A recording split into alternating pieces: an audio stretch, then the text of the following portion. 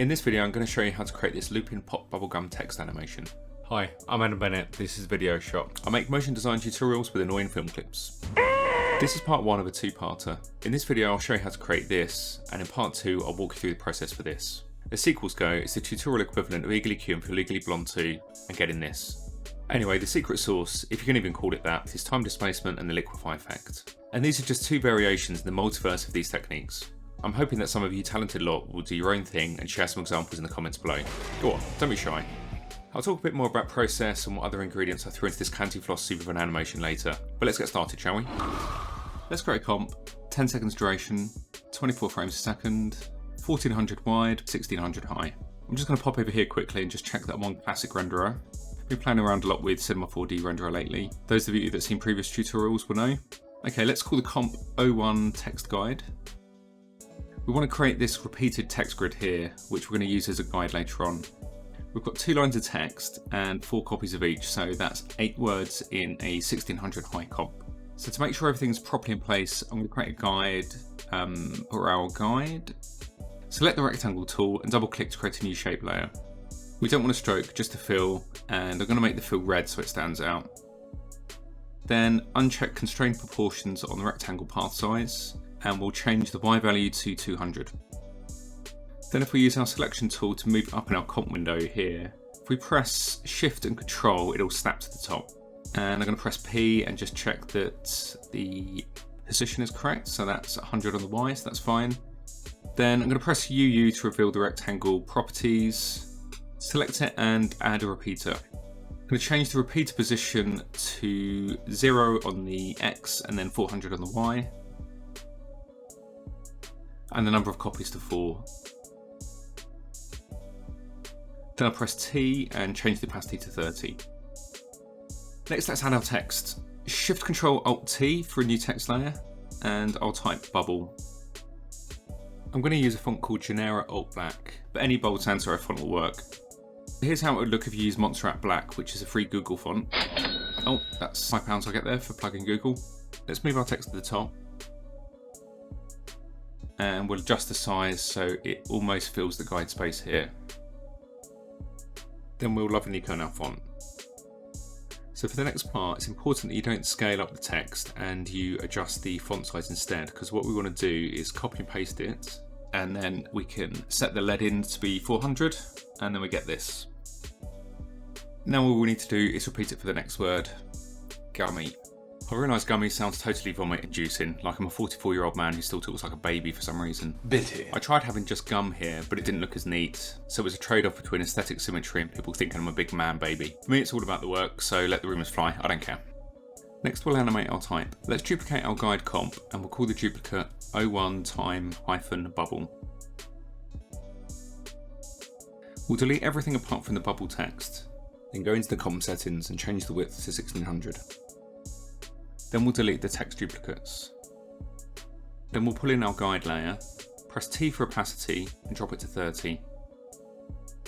Then press P and move it down to 1000 on the Y.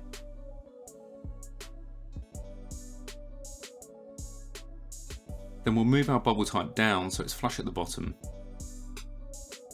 I'm going to right click on the position and separate dimensions, as it makes things easier in the graph editor when we're animating it on the Y. Then we'll set a keyframe at frame 0, then move to 1 second in on our timeline, and we'll move it to the top here. I'm animating my text from 1590 to 390 on the Y. Those values will depend on the font that you're using, but it's important that your text moves 800 pixels. Select the keyframes and press F9 to easy ease. Then we'll right click on our guide text and make it a guide layer. This means that it won't render if you accidentally leave it on, and it won't appear in any other comps that you drag this comp into. Next, we'll open the graph editor and we'll tweak our Bezier handles to finesse the animation. We can adjust this more later on. Lastly, press N for the end of your work area and preview. We want to add time displacement, which will change our animation from this to this, which is a bit closer to the sticky bubblegum non-linear effect that we're going for. We need a map for the time effect, so create a new shape layer with the rectangle tool. We'll call it Time Matte. Then we'll turn off the fill and add a gradient ramp. Then move that layer to the bottom in our timeline window and we'll turn it off for now. Next, let's add an adjustment layer and add time displacement.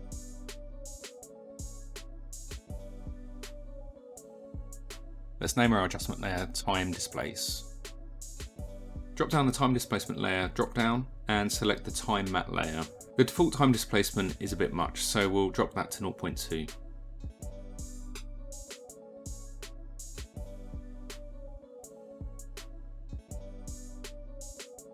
Next we'll change our ramp so it starts at -600 on the X and the end to 600. But it's still linear, so to get that variation that we see here, we need to edit and vary the gradient. This bit isn't an exact science, but if you leave the type layer visible, you can see how it's been affected. This is what I settled on. Depending on whether you want to experiment further or just follow my animation, you may be happy with that. But I want an effect like the text has been pulled off the floor and then it sticks to the top. So I'm going to add a second gradient, but as an effect on the shape layer this time. Drag the gradient ramp onto your time matte layer, and then we'll adjust the start and end so it goes from white to black, left to right. You can copy these values here. Then we'll set blend with original to 30%. Now if we go to our adjustment layer, we can take our source drop down here and change it to effects and masks, and that's going to factor the new gradient ramp in. Now it still looks as blocky as an 80s Dire Straits video, so let's change the time resolution from the default 60 to 400, which smooths things out. Then I'm going to tweak the animation again, but also I don't want any distortion on the first frame, so I'm going to move my first keyframe back so it's 3 frames in. Then I'm going to tweak the curves in the graph editor again. And we've got this. Next we want to liquefy our text, but we want this sort of effect, which is a rough approximation of bubblegum stuck to a shoe or something. Here's what that looks like, just in case you're an alien and you've never seen chewing gum before. Welcome to our planet, by the way. So we're going for a fun MoGraph approximation of bubblegum rather than veracity, because that would take time and talent that I don't have. With that in mind, let's create a new adjustment layer, drop the Liquify effect on it, and name it Liquify. You could have all the effects that we're going to add on a single adjustment layer, but I find it easier turning them on and off this way, each their own. Before we carry on, if you want a deep dive in this effect, I'd recommend watching Jake Bartlett's tutorial. It's a proper professional deep dive into the effect and all the tools, as opposed to what you're about to get from me, which is the tutorial equivalent of drunkenly diving in the shallow end of your hotel swimming pool and then having to spend the rest of your holiday explaining your broken nose to everyone you meet. Right, liquefy our type. We'll turn on our guide text layer so we can see how our text is going to distort. Then in the Liquify Effect settings, let's turn on Mesh so we can see what's happening more clearly. Let's set our brush pressure and size to 70. This next part is impossible to replicate exactly, so just play around and see what you get. You can always grab the free project file if you're feeling lazy and you want an exact copy, but I'd love to see some examples of what you guys come up with. Anyway, I'm doing up and down strokes, as I want that stringy chewing gum stretch effect, but you could just swirl the brush around. In fact, here's a type experiment I did a while ago where I went really crazy with this tool. You can get some really fun, trippy results. I'm going to do a Blue Peter now and bring in one that I made earlier. Another thing to note is that I'm not applying any distortion to the top and bottom where the text animates from and to, just in between. Also, you can move the entire mesh if you need to, using the mesh offset.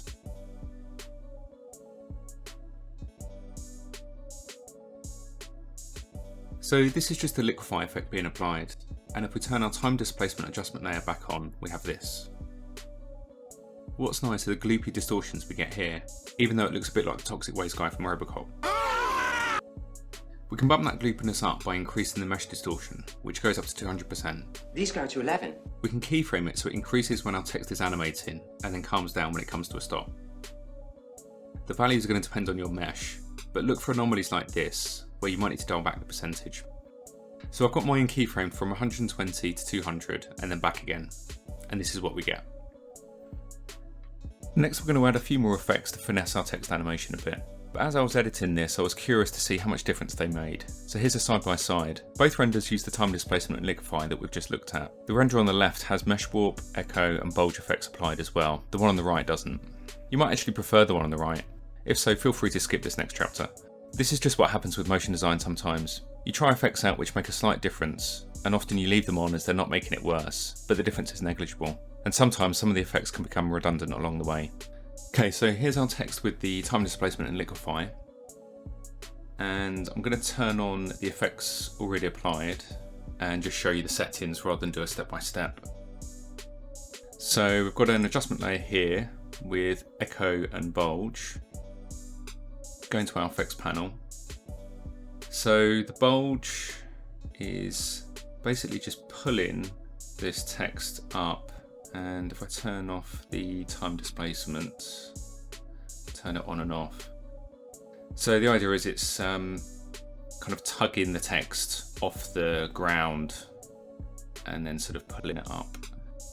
And the Bulge is, we press U for keyframes. So I've keyframed the height of the bulge, so from 0, so there's nothing being applied here.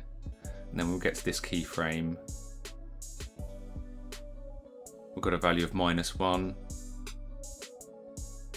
Just turn it on and off again.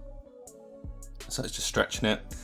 And then the bulge center is being keyframed from left to right.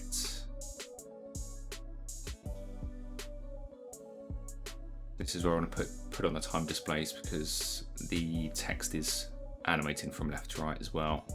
The letters on the left are coming up quicker than the letters on the left are coming up before the letters on the right.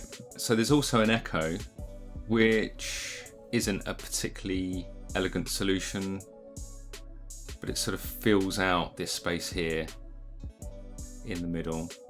And again, that's keyframed. So these are all the default settings on Echo. So the only thing which is different is the number of echoes. So we were going from 0 here, 3, and then there's a keyframe here. So we've got 5, and then back to 0 again. So that's the echo and bulge. And then the mesh, the default number of rows is 7, so I've changed that to 4. All the other settings are the same. Press U for keyframes here, and we can view our mesh. If I grab one of these, you can see. If I was to reset this, this is what you'll get. Change the number of rows to 4, and then you can pull these in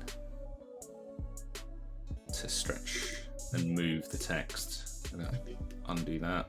Even on the first frame, there's distortion applied, but this grid here, it's not affecting the text. So we turn it on and off. It's not making any difference. And also at the end, the same.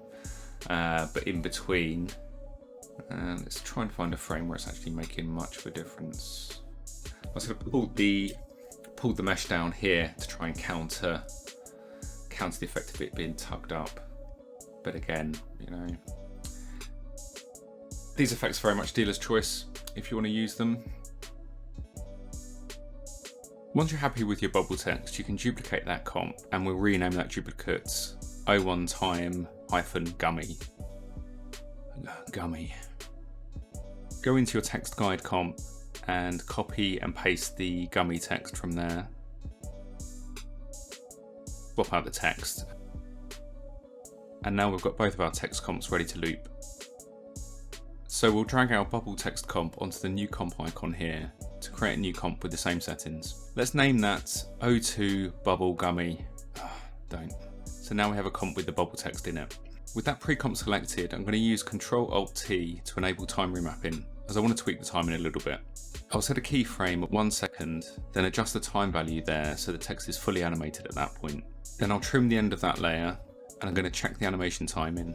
It's fine, but I want to tweak it a bit, so I'll select the keyframes, press F9 to easy ease, and then refine the timing in the graph editor.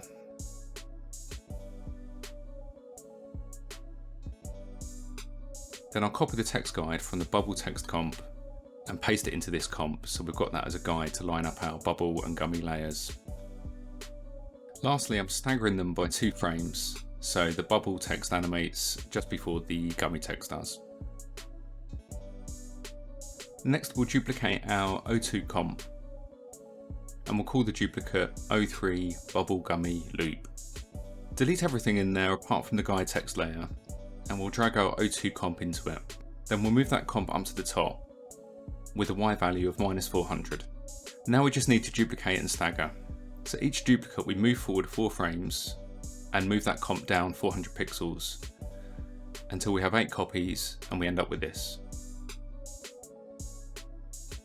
Lastly, I promise, to create the seamless loop, let's drag the O3 comp into a new comp and we'll call that O4 master text loop. Then I'm going to find a frame in the O3 comp which seems like a good loop point. It doesn't matter as long as nothing is missing on screen. And I'll use the asterisk key to set a marker on that layer. Then I'll drop the opacity to make sure that I'm not doubling up on any text when I loop these comps. We'll duplicate that O3 comp and move the duplicate to where the top bubble text layer disappears. Since the first frame of our O3 comp is that text appearing, then we know it's going to loop seamlessly. Then I'll duplicate both and shift them along and then remove this extra one here.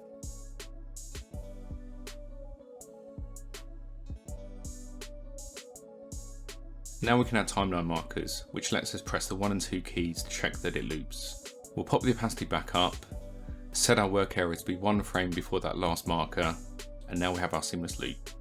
I realise this looping process is a massive faff, so if you want to avoid all this, just animate your text like this.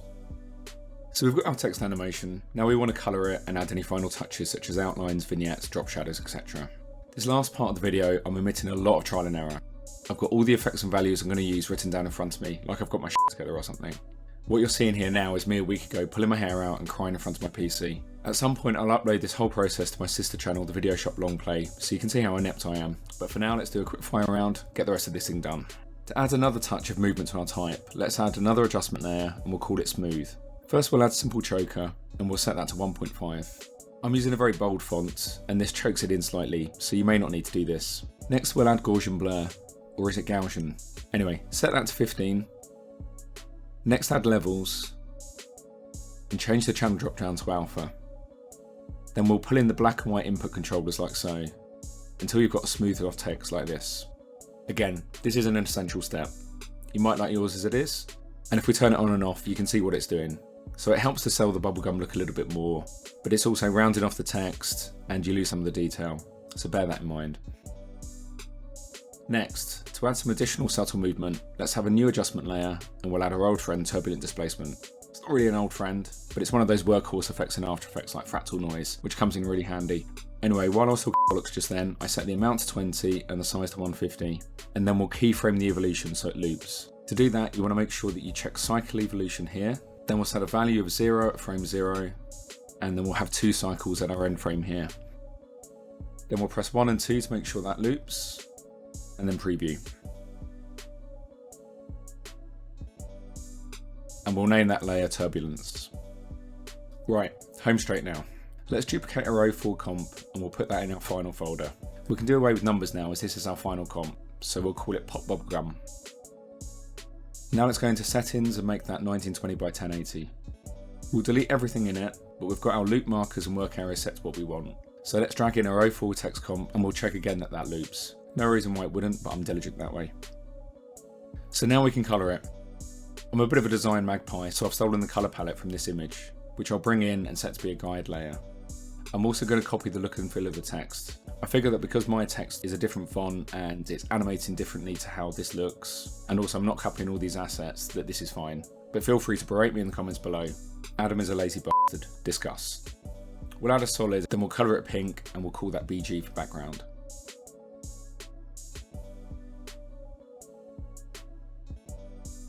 Next I'll add a fill to the text, colour it yellow, then duplicate and colour that duplicate pink. Then I'm going to offset that by moving it down and to the left. And because I have borderline OCD, I'm going to change my label colours to match the text. Now because we're focusing on the final look rather than the animation, I'm going to switch it to final quality and 100% zoom. We won't be RAM previewing for a while, so we can take the hit on a preview time for 1 frame. To create the outline stroke, we'll duplicate the yellow layer, Ctrl-Shift-E to remove the fill, then add find edges. Set that to multiply layer mode. To add a white highlight, which won't look as neat and pretty as this, but it will do, we'll grab our O4 comp and pull it into the new comp icon, and name that new comp O5 highlight. Let's duplicate this layer, add a fill, set to guide and drop the opacity to 50. This is so we can see what we're about to do. Next, duplicate that layer again twice, Turn off the top one, we'll use that in a sec, but let's move this one up and to the right. Then the bottom one, we'll set our track map to alpha inverted, which gives us this.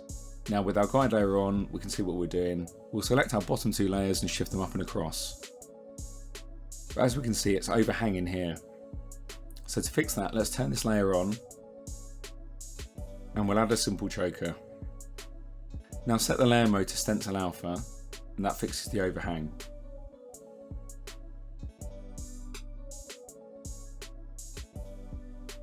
Set the simple choker to 3. Lastly, I'm going to add another adjustment layer and add simple choker to that, and it will round off these hard edges at the top here. Then we'll fine tune.